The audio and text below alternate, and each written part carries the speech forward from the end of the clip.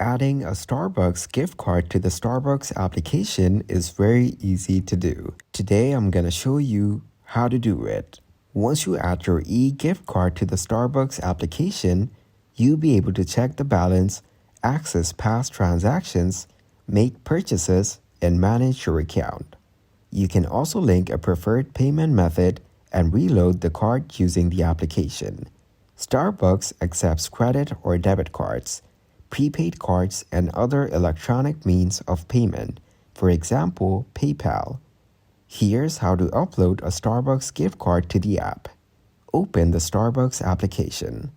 Click on the Cards tab at the bottom of the screen and then Add Card. Now enter the card number and the 8-digit card security code, or CSC. You can find the 8-digit security code on the back of a printed card or in the email containing the digital card.